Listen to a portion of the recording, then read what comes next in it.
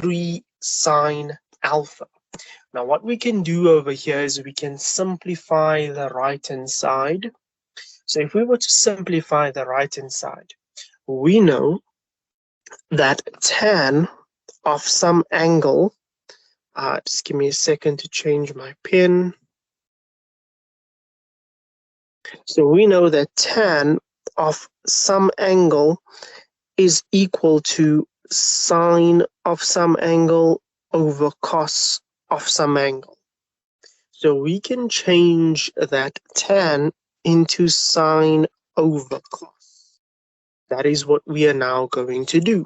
So that is then going to become sine alpha over cos alpha times sine alpha plus cos alpha equals to 3 over sine of alpha.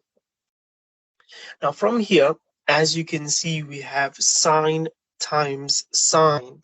So we can multiply that and we end up with sine squared alpha over cos alpha plus cos alpha equal to 3 over sine alpha. Here, I still want to continue to simplify my right-hand side. So in order to do that, I'm going to make use of a method called three-way multiplication. If you don't want to use that method, or if you're not familiar with that method, I would recommend using something that you learned in primary school, which is to find a common denominator, right? If you remember from primary school, if you had the fraction 2 over 3 plus 1 over 4, you multiplied by the other denominator, the other fraction's denominator. So you multiplied by 4 on the left and by 3 on the right. So you can use the same approach. If you want to use that approach, what you would do is you'd multiply the fraction on the left by 1 on top and 1 at the bottom, because that is the denominator of cos alpha. And then fraction on the right, this cos alpha, you'd multiply it by cos alpha times cos alpha. That's one approach that you can use. The approach that I'm going to use is just three-way multiplication. So to do three-way multiplication, it's quite similar to cross multiplication. All you do is cross multiply and then multiply the denominators as well. So when you cross multiply, 1 times sine squared alpha becomes sine squared alpha. Cos alpha times cos alpha becomes cos squared alpha. And that is all over. Multiply the denominators, 1 times cos alpha. That gives you cos alpha, and that is equal to 3 over sine alpha. Now from here, you should notice something on the left-hand side. Who can tell me? Hello. What's that? What's that? If you are going to be disruptive, if you know that you are in an environment whereby there's noise in the background, please can you mute yourself?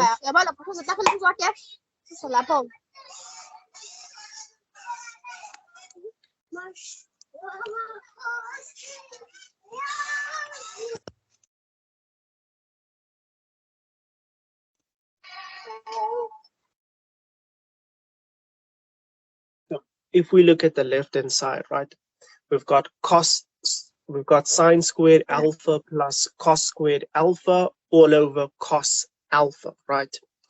Now we need to continue to simplify the left-hand side. So who can tell me what this becomes? What is sine squared alpha plus cos squared alpha? Who has an idea of what that is? That is correct. Becomes 1. That is correct. That is correct. So whoever said 1, that is correct. Cos squared, sine squared plus cos squared is just 1. You don't really have to know the proof. If you do know the proof behind it, that's awesome, but you don't need to know the proof. As long as you know the identity, you are fine. So our numerator becomes 1. So we now have 1 over cos alpha is equal to 3 over sine alpha. Now, from here, we can now cross multiply. I want to take a step back. I'm going to highlight this in purple. The step over here, why did I not cross multiply that step? Why did I simplify the right hand side first?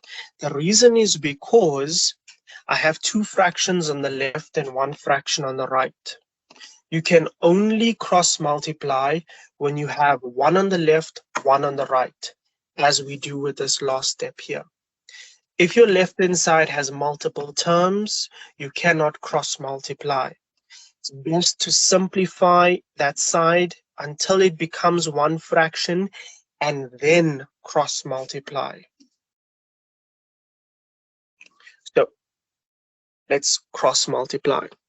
If we were to cross multiply cos of alpha times 3 and sine of alpha times 1, it just becomes sine alpha equals 3 cos alpha. I want to ask a question. What am I going to do from this point? Am I going to move this 3 cos to the left and have 0 on the right hand side? Or can I do something else? Who has an idea of what we are going to do next? Think back. We need Yes, to divide by cos alpha. that is correct. So think back to what I said last week. It's complicated to deal with more than one identity. So what we prefer to do, or what is recommended, is to try to keep it as one identity. If you have a chance to turn it into one identity, I would recommend doing that. Now, we already discussed this at the beginning. Sine over cos is equal to tan. If you look here, if you divide both sides by cos, you end up with sine over tan. And that is, you end up with sine over cos, which is tan. So from here, we're going to divide both sides by cos, leaving us with sine alpha over cos alpha equals to 3. We already discussed the identity of sine over cos being tan. So we now have tan alpha equals 3. Now, who can tell me which quadrants, if there's more than one or if there's one, which quadrant or quadrants are my solutions going to be in? The first and third quadrants. That is correct. So because tan is equal to a positive value, it's equal to positive 3, that means that our solutions are going to be in the two quadrants that tan is positive in. And tan is positive in quadrant 1 and quadrant 3. We know this because of our cos diagram. As you can see from our cos diagram, all the identities are positive in quadrant 1, and only tan is positive in quadrant 3. Now, what if tan was equal to something negative? What if we had tan alpha equal to negative 3? Then our solutions would have been in the two quadrants whereby tan is negative, meaning quadrant 2 and quadrant 4. So that is important, knowing which quadrants your solutions are located in. Now, let's move on to our next step. Our next step is to find a reference angle. So to find our reference angle, all we are now going to do is move this identity to the right. So we're going to have tan of 3, or rather tan inverse of 3. So on your calculator, you press shift, you press tan, that'll produce tan inverse. So let's actually try that out. So press shift, press tan, punch in 3, and you should end up with a value of 71.57. If you didn't get 71.57, it means you most likely punched in the wrong numbers. It's 71.56505 and so on. I'm just rounding off, okay? But if you don't see a 71 there, let me know, then I can assist you with your calculator. But all you need to do is press shift, it's the big yellow button, press shift, press 10, press 3, and you should be fine. Don't forget to press equals though, okay? So yeah, our reference angle is now 71,57 degrees. Now, let's start with our solutions in quadrants 1 and 3.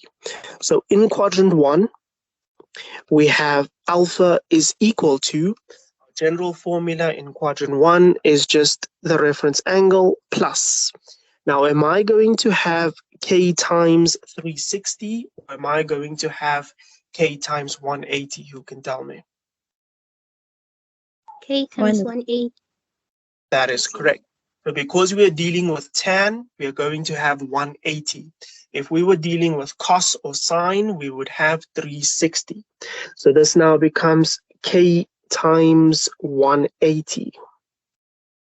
We substitute our reference angle, and that then becomes 71,57 plus k times 180, where k is an element of integers. Keep in mind, an integer is a positive number, a negative number, or 0. Now, that is our solution in quadrant 1. Let's move on to our solution in quadrant 3, I believe. Let's double check. Yeah, it is in quadrant 3. So here we're going to have our reduction formula in quadrant 3, which is 180 plus the reference angle. And because we are dealing with general solution, we add k plus k times 180.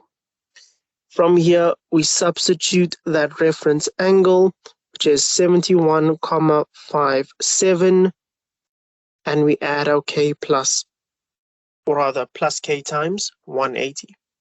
From here, we just put this into our calculator. So 180 plus 71.57, that gives me 251.57. So therefore,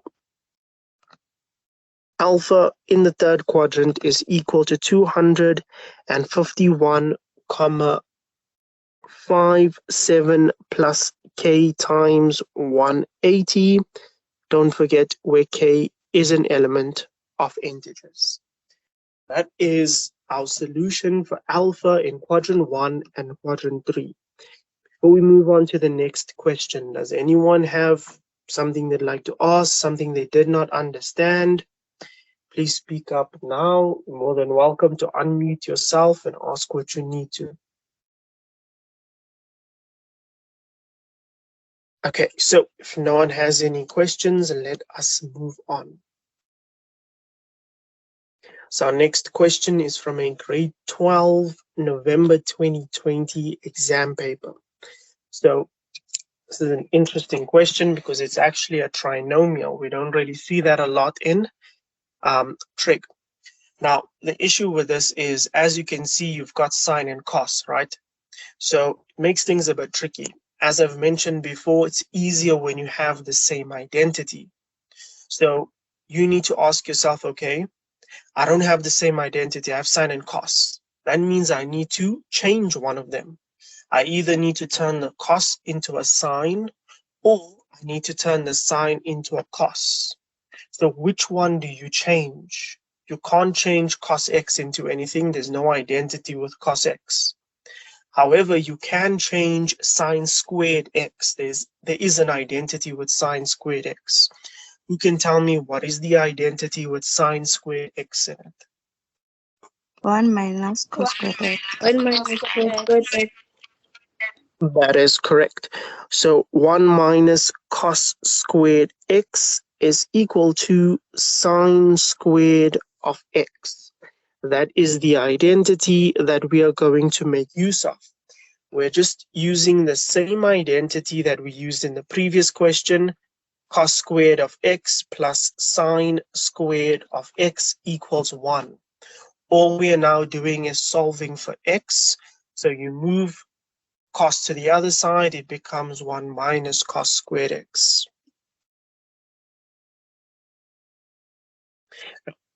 From here, don't forget you have a 6 in front of that sine squared x. I've seen that mistake with one of the students in the group, whereby it became 6 into, I think they wrote 6 minus cos squared x, something like that. Don't forget, because that 6 is in front of the sine squared x, it means that whatever comes after it, that 6 will get distributed into whatever comes after it. That is why I like to use brackets when I substitute. So from here, the 6, open a bracket, whatever comes after the 6, keep it in a bracket because there's more than one term. So 1 minus cos squared x plus 7 cos x minus 3 equals 0. From here, we are going to distribute this 6 into the bracket. If you did not distribute the 6 into the bracket, it's going to be wrong. Okay, so make sure you distribute it into the bracket. So that becomes 6 minus 6 cos squared of x plus 7 cos x minus 3 equals 0.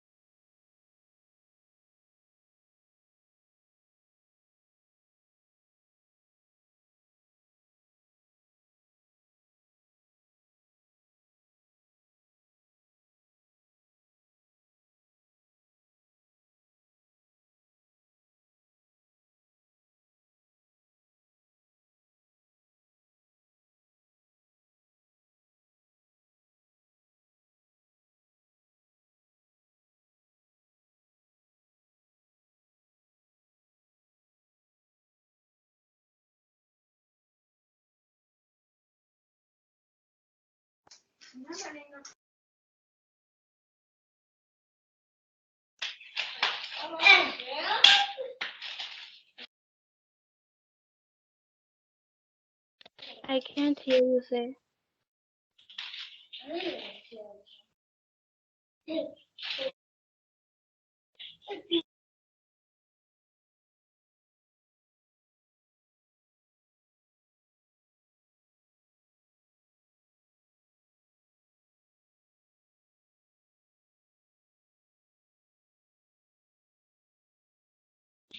Don't see my color.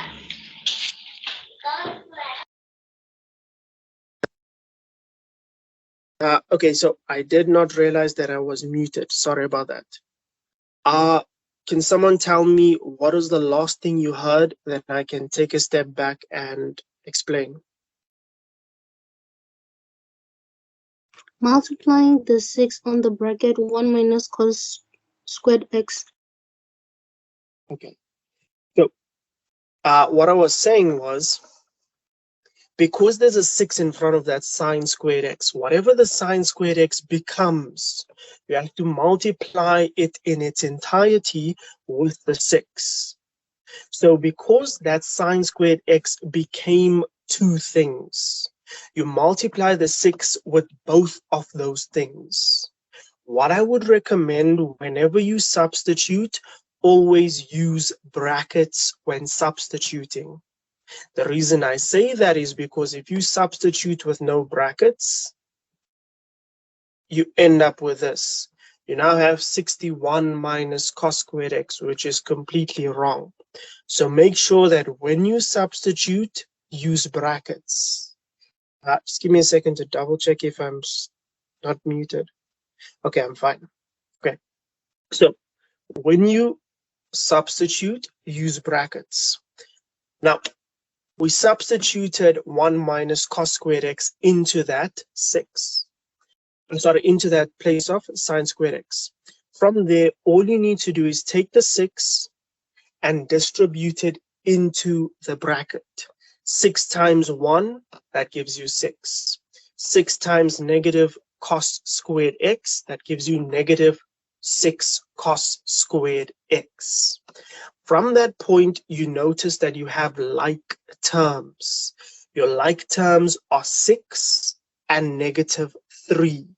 So all you need to do is put that into your calculator. If you feel like, okay, you don't need your calculator, that's fine. But I would recommend you in an exam, you're rushing. Just to be safe, I mean, it doesn't take more than 2 seconds to punch two things into a calculator. So just take that extra couple seconds, punch it in, get the correct value. You might find that when you're rushing, when you're stressed, you might even forget what's 1 plus 1. So just be safe, put it into your calculator, get the correct answer. Now, 6 minus 3 gives you positive 3. That's how we ended up with this positive 3 over here. Okay. Now, from this point, what I'm going to do is I don't like having a negative in front, or I don't like having my coefficient of my squared as a negative. So what I'm going to do is I'm going to divide everything by a negative. Alternatively, you can factor out a negative sign, then divide everything by a negative. It's completely up to you. So once you divide everything by a negative, you then end up with this. Now, before I continue, does anyone have any questions? Something you want to ask? Something that's unclear or you're not sure of? Platform is here for you to speak up, ask what you need to, and I'll answer. Hi, sir. I'm a bit confused as to how we got the positive 3. Positive 3, okay. So here, what you can do to avoid confusion is you can just write them next to one another. Do you understand so far that the 6 and the negative 3, the two values that are highlighted, are you okay with the fact that they are like terms? Yes, sir. Okay. Now, just write them next to one another. So write it as negative 6 cos squared of x plus 7 cos x minus 3, and bring that 6 to the end. Who can tell me what is the sign of that 6? Is it a positive or a negative? Positive. Yes. So put a positive sign. Don't put a negative sign when you write it in the middle. Okay? So just put it like that. Then from here, put this into your calculator. Negative 3 plus 6. You'll see that you'll get positive 3. The person that asked that question, are you okay with it now? Yes, sir. Thank you. Okay. Is there anyone else that is confused by something, not 100% sure on why we did a certain step? Anyone? Okay, so let us proceed then. Now, from here, I'm going to factorize. Keep in mind, I'm still dealing with a trinomial, right? So there's multiple ways in which you can factorize a trinomial. You can use your 2 brackets method. You can use your quadratic formula. Whatever suits you, use that. Now we're dealing with trigonometry, right?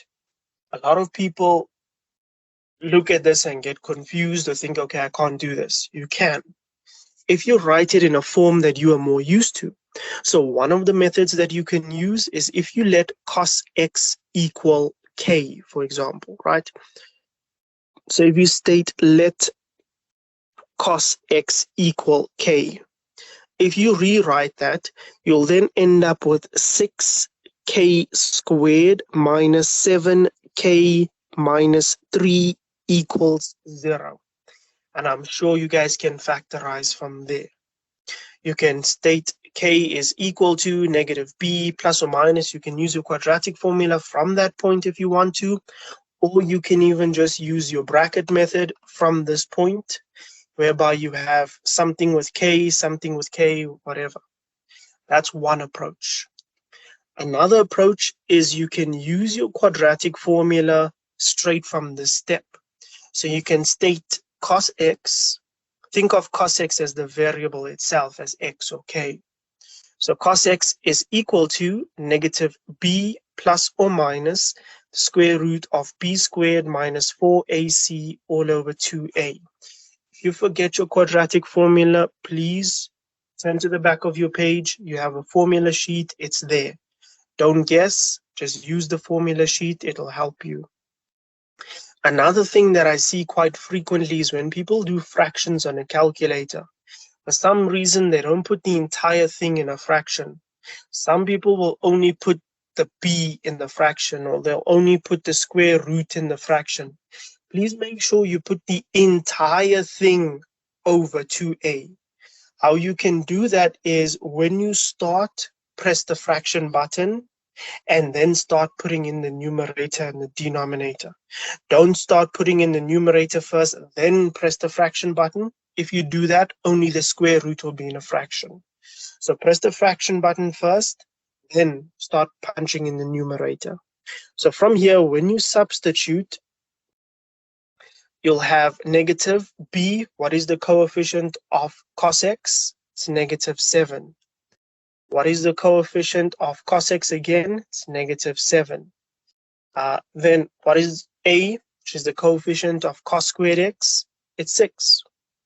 And c, which is that constant, it's negative 3. That's all over 2 into a, we said was 6.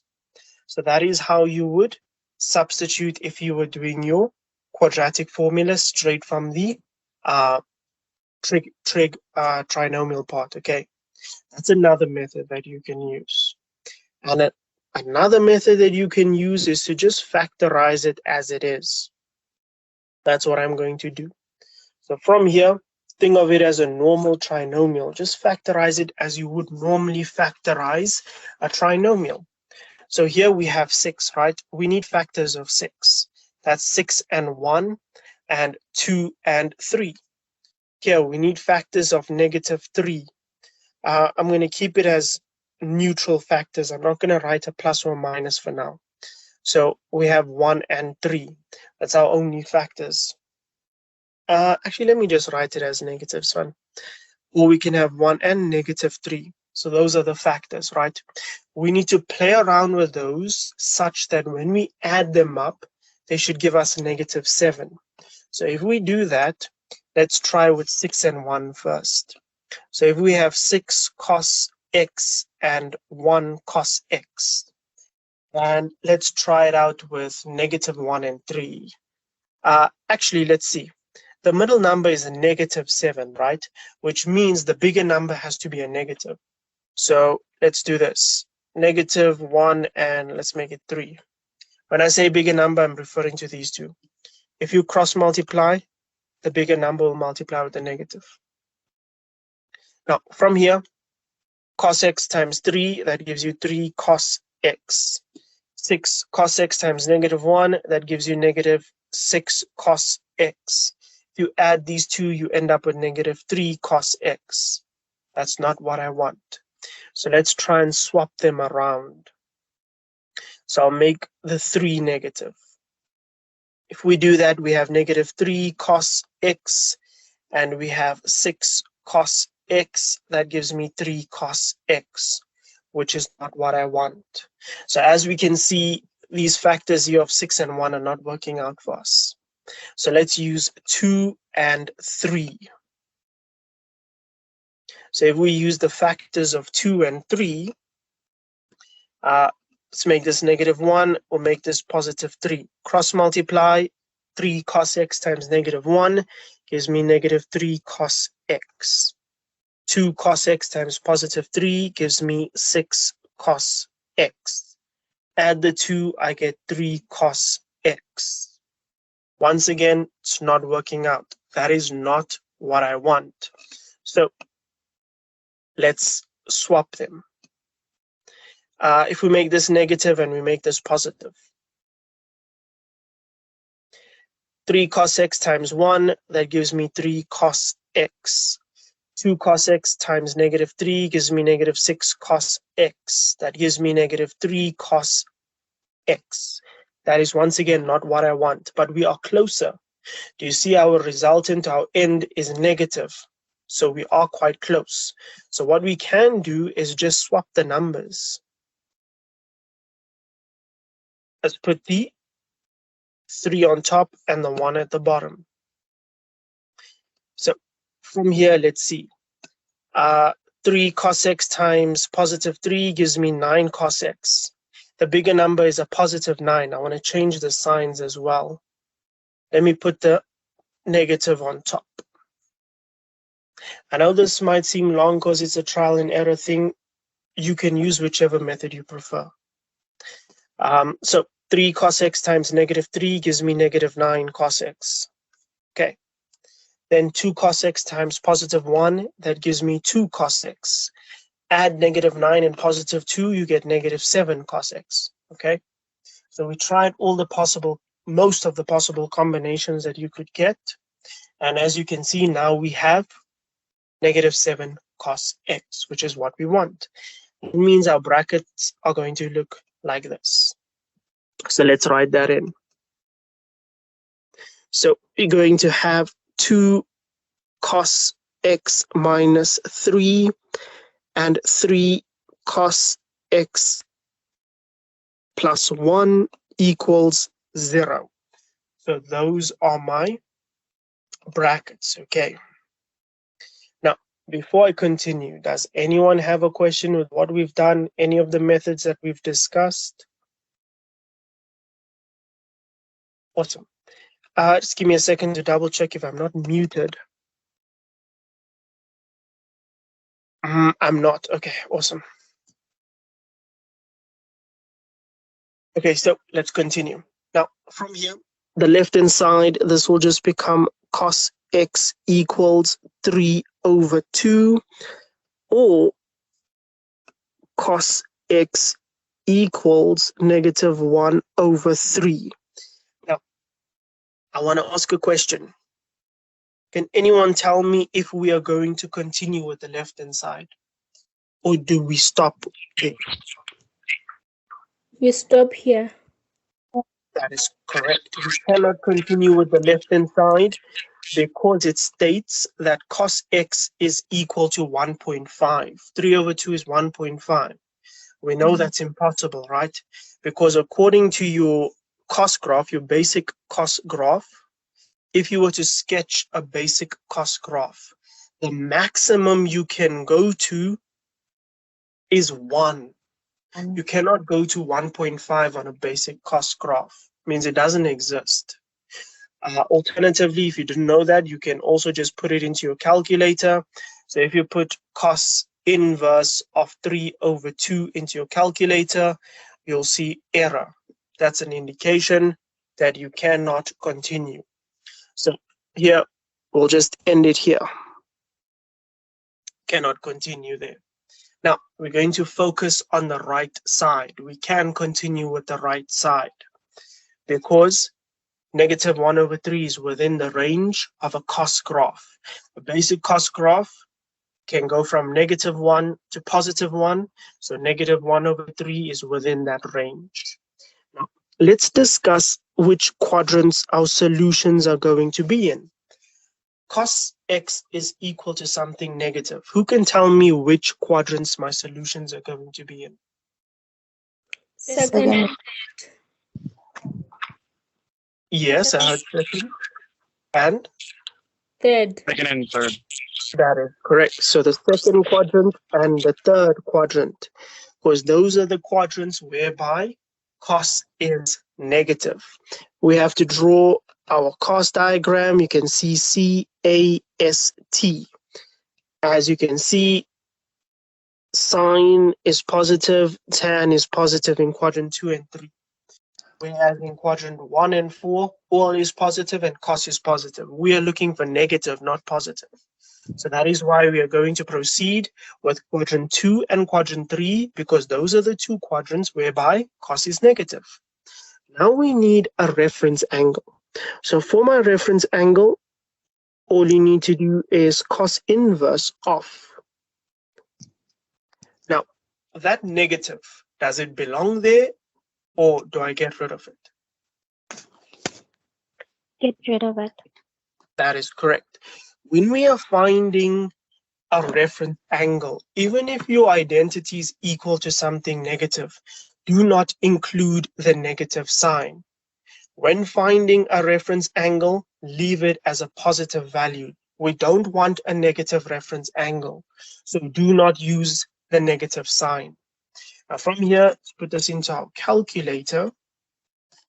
So press shift, press cos, press 1/3. You should get 70.53. So reference angle is 70.53. Now, from here, my solutions are going to be in quadrant 2 and quadrant 3. So in quadrant 2, we'll have x equals the reduction formula, which is 180 minus the reference angle plus k times, I'm dealing with cos, so it's going to be 360. Now I substitute my reference angle, which is 70,53 plus k times 360. Put that into our calculator. 180 minus 70.53 gives me 109.47. Therefore, x is equal to 109,47 plus k times 360, where k is an element of integers in quadrant 2. Keep in mind, we are not done. We still need to do quadrant 3. So in quadrant 3, who can tell me what is my reduction formula going to be in quadrant 3? 180 plus. That is correct. So 180 plus our reference angle plus k times 360. From here, all we need to do is substitute that reference angle, which is 70.53 plus k times 360. Put that into our calculator, and we end up with 250.53. Therefore, x in the third quadrant is 250,53 plus k times 360, where k is an element of integers. Okay, so that is my solution for x in quadrant 2 and 3. Before we move on to the next question, I believe there's 2 more questions. This is from a 2021 exam paper. There's some compound angles in there, as well as a double angle. So question 6.1.3, that's a compound angle. 6.2, that's sine 2x, that's a double angle. Then we have the last question, which is this question 5.4 from a November 2019 paper.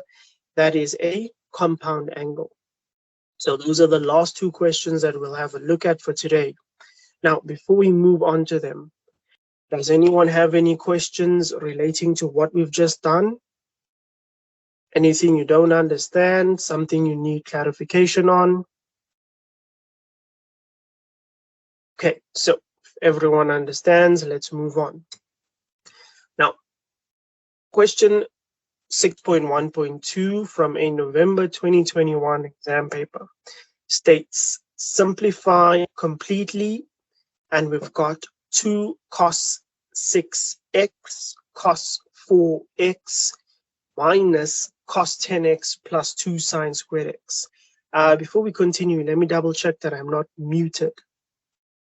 Yeah, I'm not. Okay. So we've got this 2 cos 6x cos 4x minus cos 10x plus 2 sine squared x. Now, how do we know that we're going to use double angles there? We know that because we've got that 6x, 4x, and we know that 10 comprises of 6 plus 4, right? But before we even get to that, let's discuss compound angles. Sorry, that's a compound angle, not double angle. Sorry, compound angle. Let's discuss compound angles. Now we have 4 different types of compound angles. You can find all 4 of those types or all 4 of those formulas at the back of your question paper on your formula sheet, right? Now, if you forget, I recommend just go back to the formula sheet, please, okay? Now, let's have a look at our compound angles. We have sine of A plus B equals sine A cos B plus cos A sine B. That's the first one. Next, we have sine of A minus B equals sine of A cos of B minus cos of A sine of B. Then we have the cos versions of these compound angles. We have cos of A plus B equals cos of A cos of B minus sine of A sine of B. Cos of A minus B is equal to cos of A cos of B plus sine of A sine of B. If someone has a formula sheet and you see an error in what I did, please, in any of the formulas, let me know. I was doing that from memory, so if there is an error, please let me know. Okay, so let's discuss. We have the first one, right? Sine. How do we identify them? How you identify the difference between the sine compound angle and the cos compound angle is in their format. If you notice, when you're dealing with sine, the sine compound angle, it rotates between sine, cos, cos, sine. However, when you are dealing with the cos compound angle, it's cos, cos, sine, sine. Another indicator on which compound angle you are dealing with, whether I'm dealing with the plus or the minus, is when you are dealing with sine, as you notice, plus stays plus and minus stays minus when you are dealing with sine. But when you're dealing with cos, it's the opposite. Plus becomes minus and minus becomes plus. Okay, that's how you identify them. Now, how do you use them? Let's do a quick example with each, right? So let's say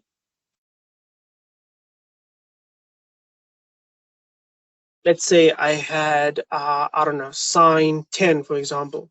Since we're dealing with sine, well, we're dealing with cos 10, but anyway, let's keep to the theme of 10. So here, we know that 10 is made up of what? 6 plus 4. Could have even been 2 plus 8, 5 plus 5, whatever the case is. You can see that 10 is comprised of 6 plus 4. That's one of the options available. So if you want to write this as a compound angle and break it up, think of it like this. The first one is A, the second one is B. So A is 6. Wherever you see A, you put a 6. And wherever you see B, you put that 4. That's how you substitute into the compound angle formula. So you'll end up with sine 6 cos 4 plus cos 6 sine 4. That's one way you can do it. Another way you can do it is to go from the right-hand side back to the left-hand side. So just go in reverse, basically, okay? So that's basically how you use the formulas. You'll see a bit more of how we use them. I think hopefully today should be our last day of doing general solution. Hopefully next week we can try and get into more simplifying expressions and proving left-hand side equals right-hand side. That's where you'll see most of your compound angle formula and double angle formulas in left-hand side equals right-hand side and simplifying expressions. So we'll have a look at that hopefully next week if we are not doing physics.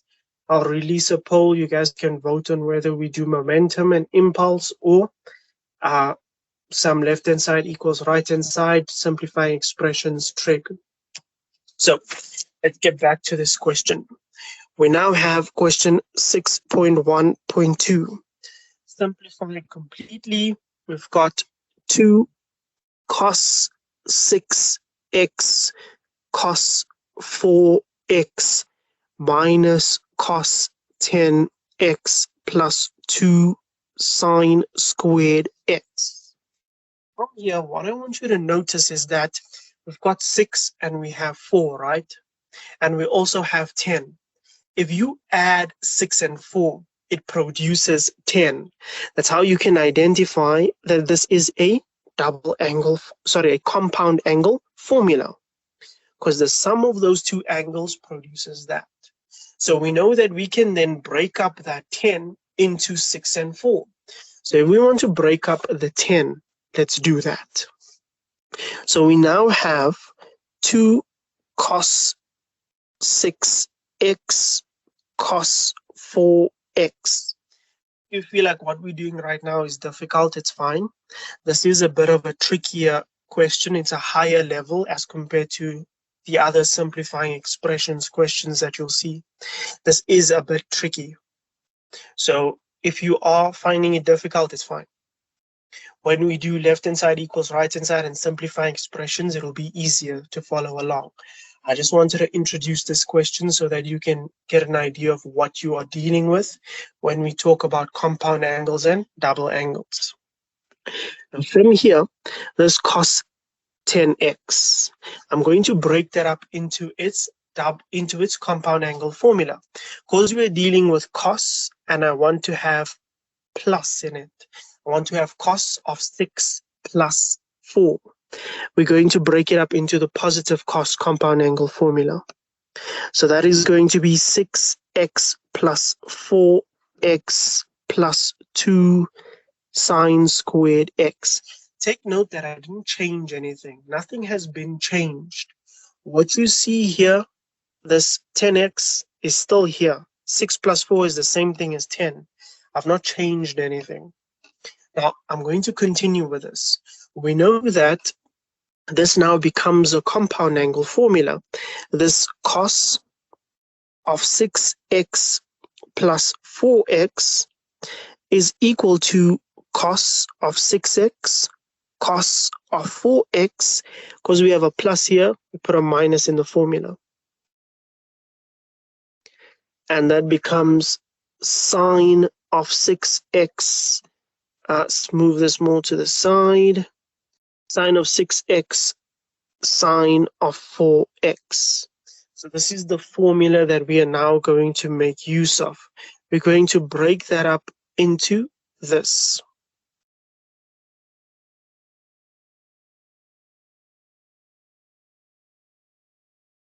So let's continue with our question. So we have 2 cos 6x cos 4x minus, now here's where I break it up into the formula. That cos of 6x plus 4x, I'm going to break it up into this formula that I've squared off in red. So I'm going to introduce a bracket because I have a minus sign in front of it. I'm going to distribute that negative sign in the bracket, similar to what we did with the 6 in the previous question. So I'm going to copy this part over here, basically. So we now have cos 6x cos 4x minus sine 6x sine. Let's move this a bit to the left.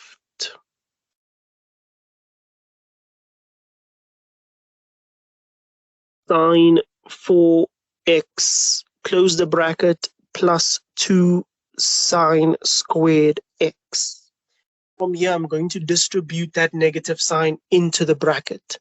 That is then going to give me 2 cos 6x cos 4x minus cos 6x cos 4x plus sine 6x sine 4x plus 2 sine squared x.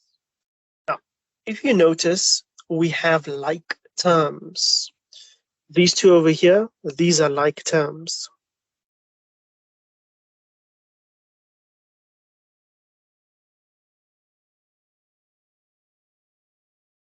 We have cos 6x, cos 4x, cos 6x, cos 4x. Those are like terms. From here, add up the like terms. When you're adding up like terms, all you need to do is add up the coefficients and then just bring down the variables. So 2 minus 1, that's just 1. Bring down the variables, cos 6x, cos 4x, plus sine 6x, sine 4x, plus 2 sine squared x. So we've simplified it to. Now, from here, as you can see, we have another compound angle. So I'm going to write out some options and I'll ask you to answer. Hopefully someone can give a solution. So number 1, number 2, number 3, and number 4, right? Which option do you choose? Is it going to be, keep in mind, this is the compound angle part that we are referring to, okay? Is it going to be sine of a, or let's say sine of 6x plus 4x? Is it going to be sine of 6x minus 4x? Is it going to be cos of 6x plus 4x? Or is it going to be cos of 6x minus 4x? Who can tell me which is the correct option? Option number 1, option number 2, option number 3, or option number 4? Which is the correct compound angle? Option number 4. That is correct. Whoever said option number 4, that is correct. How do we know that it's option number 4? Step number 1, identify whether you're dealing with sine or you're dealing with cos. If you notice you have cos, cos, sine, sine. That's an indication that you're dealing with cos. Straight away, by the process of elimination, option number 1, option number 2 out of the window. Now we need to identify, is it option number 3 or option number 4? You can see that with this question, you have a plus sign, but we know that with our cos, it's cos compound angle formula, it's always the opposite. If you have a plus, it becomes a minus. If you have a minus, it becomes a plus. So that plus will become this minus, which is option number 4.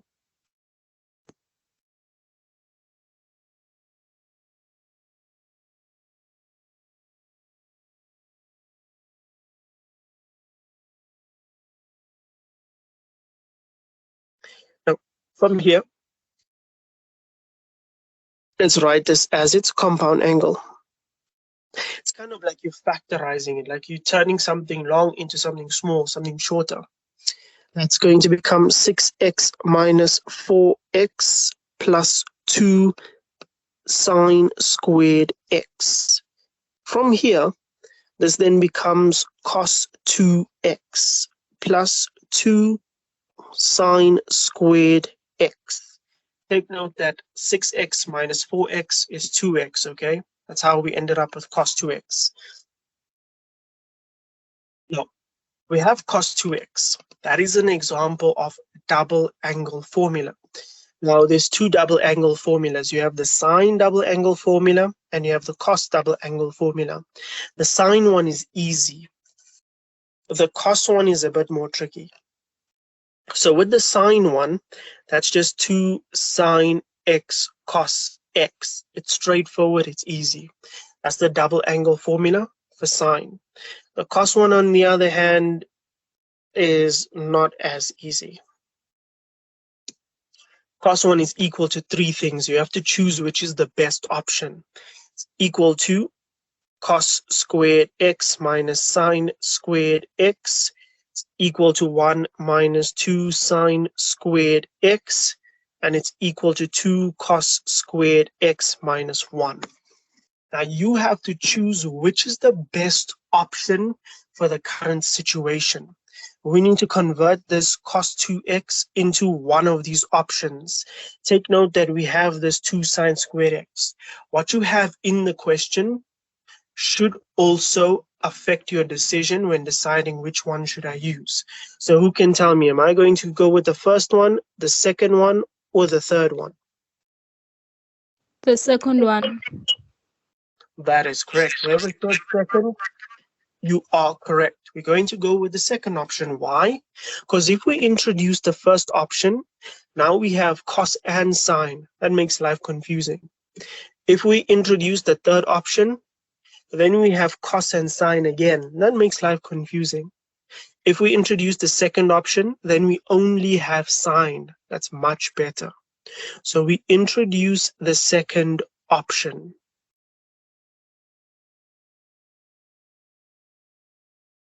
So from here, introduce the second option, which is just 1 minus 2 sine squared x plus 2 sine squared x. And as you can see, we have like terms. Now, what I'm highlighting in red, negative 2 sine squared x plus 2 sine squared x. It's a negative and a positive of the same thing. It means they become 0. It's like saying negative 2 plus 2 is equal to 0. Okay? So from there, all you're going to end up with is 1. And that's it. Okay. We are running out of time, so I want us to quickly do this general solution question. This last one over here, I think I will give that to you guys as homework to attempt, okay? So we have question 6.2. Determine the general solution of tan x equals 2 sine 2x, where cos x is less than 0. So this is question 6.2. With question 6.2, tan 2 sine 2.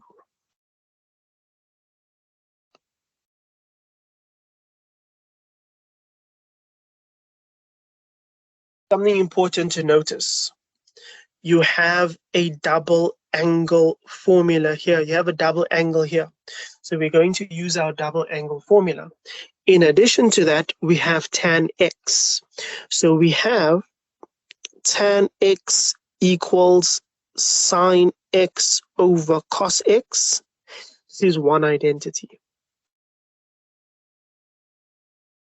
Another identity that we have is our double angle formula identity. Sine 2x equals 2 sine x cos x.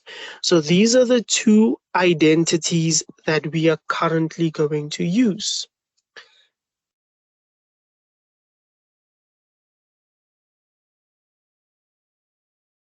So that tan x converted into sine x over cos x. That double angle formula converted into 2 sine x cos x. Please don't get confused with the 2 in front there. That's not part of the double angle formula. The double angle is here where you have 2 times some angle. That's what makes it a double angle. To have 2 times, that's doubling it. Now, from here, 2 times 2 becomes 4.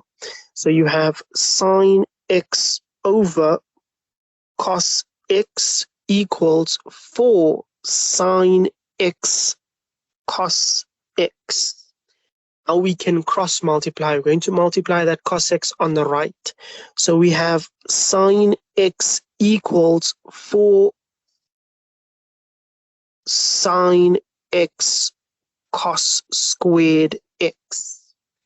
From here, we're going to move the sine x to the right. So we have 0 equals 4 sine x cos squared x minus sine x. As you can see, we have a common factor, which is sine x. So we take out that common factor, and we have sine x into 4 cos squared x minus 1. From here, we can now separate them.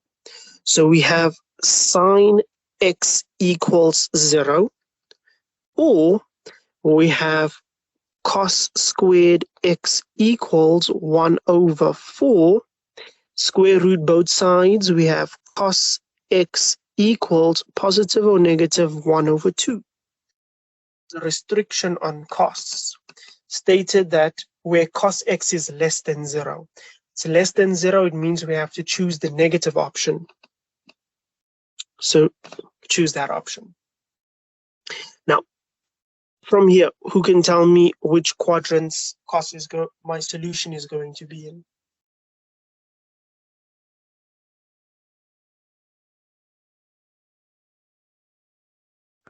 Quadrant 1, quadrant 2, and 3. That is correct. So quadrant 2 and 3, because cos is equal to something negative. So I'm going to leave the left-hand side for now. We'll come back to it later. Let's finish up with the right-hand side first. So here we need our reference angle. It's going to become cos inverse of 1 over 2. We leave out the negative sign always when finding a reference angle. So cos inverse of a half, that is just going to become, just give me a second. Press shift, press cos, press 1 over 2, or you can press 0.5, you should get 60. So our reference angle is now 60. Now we're using quadrant 2 and quadrant 3. So we'll start in quadrant 2. We now have x equals, my reduction formula in quadrant 2 is 180 minus the angle plus k times 360. We're using 360 because we have cos. Yeah, we do have cos. So we substitute the reference angle and our value of x therefore becomes 120 plus k times 360, where k is an element of integers. Now that is only the second quadrant's solution. We still need to get a solution for quadrant 3. Now in quadrant 3, our reduction formula is 180 plus the reference angle plus k times 360. So we substitute the reference angle, which is 60,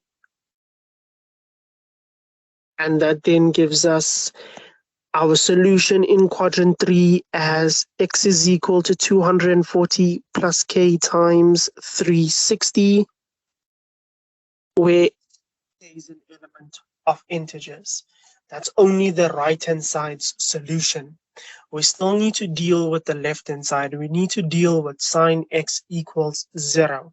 So from here, what we are now going to do is, you can use whichever method you like. You can use your calculator, or whatever the case is. I prefer to sketch. So I'm going to sketch a basic sine graph.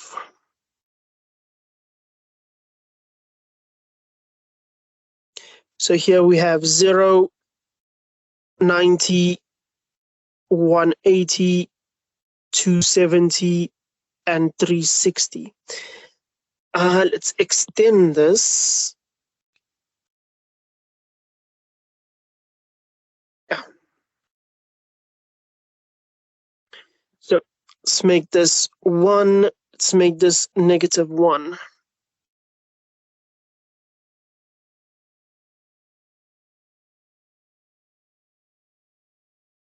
Okay, so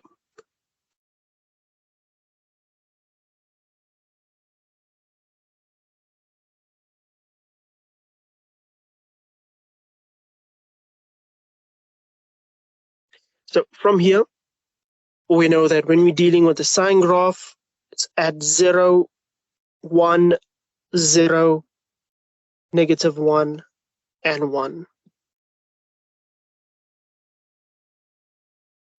So 0, 1, 0, negative 1, 0, 1, 0, just continues in that pattern, okay? So this is our basic sine graph. Now from here, where do we see sine x equal to 0? We see it at 0, we see it at 180, and we see it at 360. However, our solution is just going to be x equals to 180 plus k times 360, where k is an element of integers. I'm not going to write the one at 360. Reason being is that, keep in mind, this is rotating, right? If you were to substitute, let's say, a half in place of k, you stated k is equal to a half. You'd end up with x is equal to 180 plus a half into 360. That gives you 180, right? Which is equal to 360, which is the solution over here. And if you substitute negative a half, you'll end up with 0, which is that solution over there. So as long as you write this, you'll be fine. You don't need to write the 0 and the 360. You can if you want to, but as long as you write the 180, you'll be fine. So that is, yeah, that is that. If you want to, you could have also used your calculator, kept on punching in numbers until you got to 0. But yeah. So before, let's do this. It is a compound angle question. So what I'll do is I'll start the question for you, but I won't finish it. I'll leave you to finish it for homework. So yeah. Before I start the last question, who has any queries, something they'd like to ask regarding what we've done in this question? Okay, then let's continue.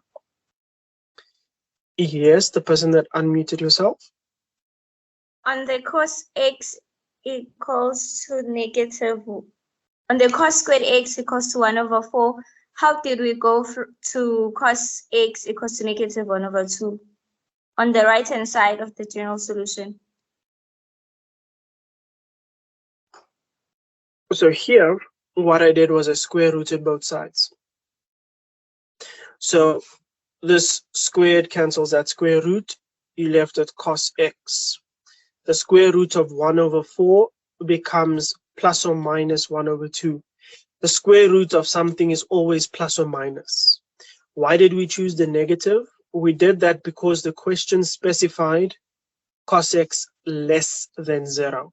So because they specified where cos x is less than 0 in the question itself, that is why we used the negative version of cos x. Okay. Person that asked that question, are you okay with how we got to it? Yes. Does anyone else have any questions before I continue? Sir, Yes. I have a question. At the beginning, when you said sine x over cos x equals to 2, in brackets, choose x cos x, why is 2 in front of the sine x, whereas at the question is after the sine? Okay, so that one that's after the sign, the one that I've highlighted in red, the sine 2x, that's a double angle formula. See what I have in the bracket? It became that it transformed into 2 sine x cos x. The 2 that's in front, I just brought that down. So sine 2x became 2 sine x cos x. It's just a double angle formula. The person that asked that question, are you okay with that? Yes. Okay. Does anyone else have any questions before we continue? Sure. Okay, then let's continue. Like I said before, I'm just going to start it and I'll leave the rest to you. Okay, so as you can see, this is a compound angle formula, right? You can see that the x plus 25 repeats, the 15 repeats. In addition to that, we know that it is a sine compound angle formula because we have sine cos, cos sine, and it's a negative sine compound angle formula. So we've now identified that that is a compound angle formula. If you want to, you can write A here and B here to make it easier for yourself. Yeah. So here, let's simplify that. That is then going to become the sine compound angle formula. So it's going to become sine of x plus 25 minus 15. Keep in mind, spot over here, x plus 25 comes from here. The spot here with the 15 comes from here. And that then gives us sine of x plus 10, which then gives us sine, oh yeah, we can stop there for now, sine of x plus 10. Before I move on with the question, who's confused on how we ended up with the sine of x plus 10? Me. Okay, what are you confused about? Sir, regarding the compound formula, is the way you structured the first answer, is that how the formula goes, or? Say first answer, you're talking about this line here. Yes, sir. Yeah, so it's always a minus b. A will be the first angle, b will be the second angle. So here, a is the first one, b is the second one. So it's a minus and then b. Are you okay with that? Okay. Yes, sir. Let me do this actually. Might make things a bit easier.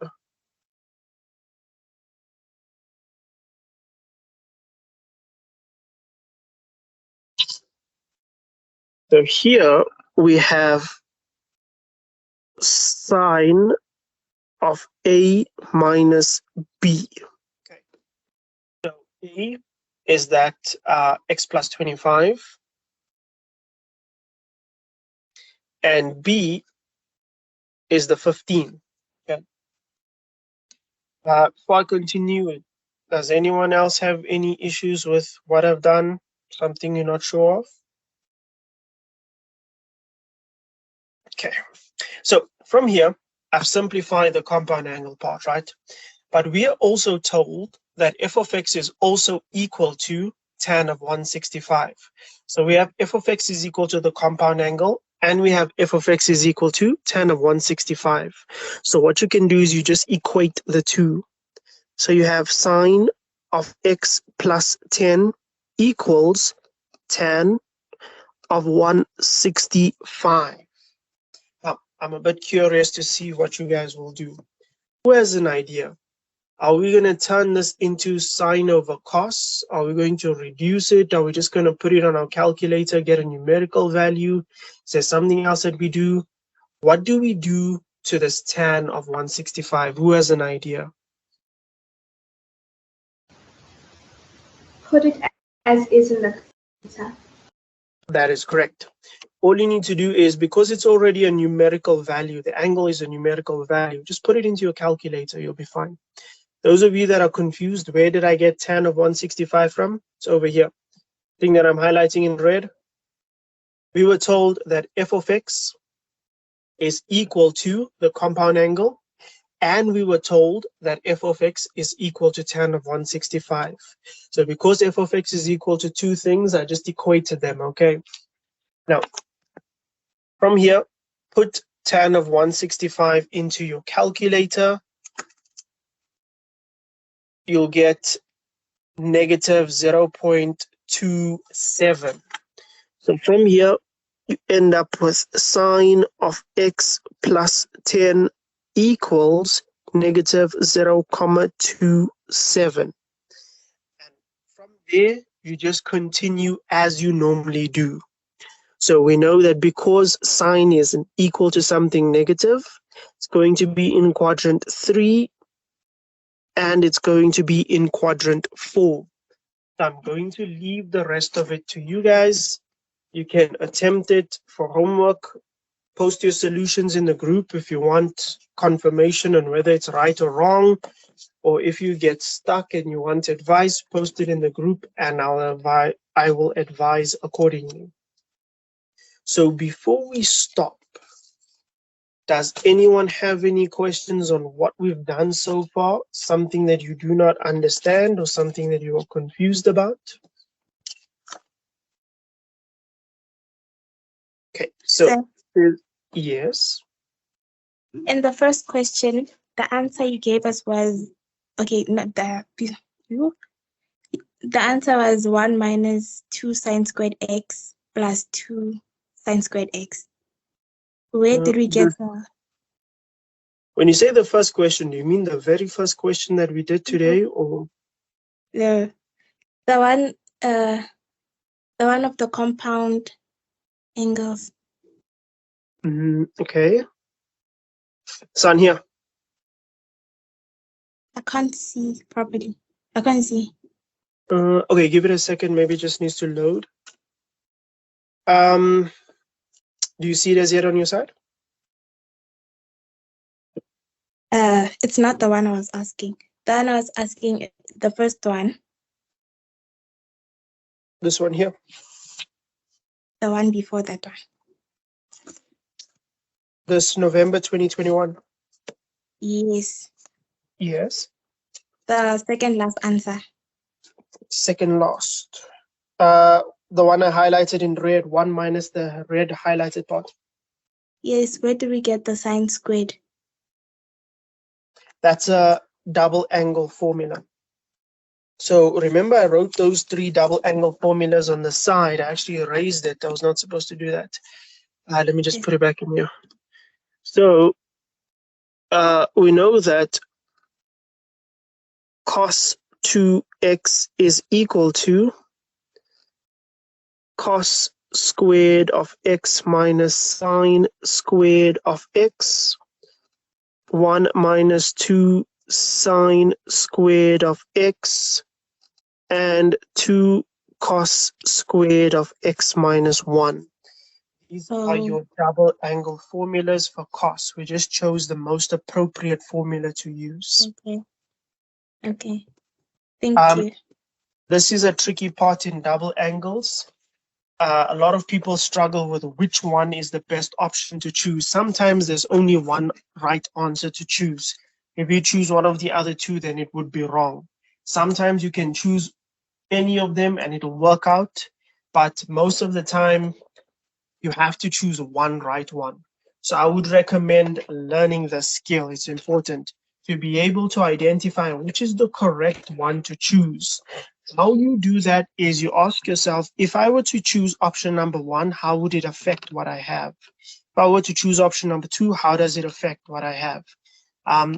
Also, I would recommend trial and error.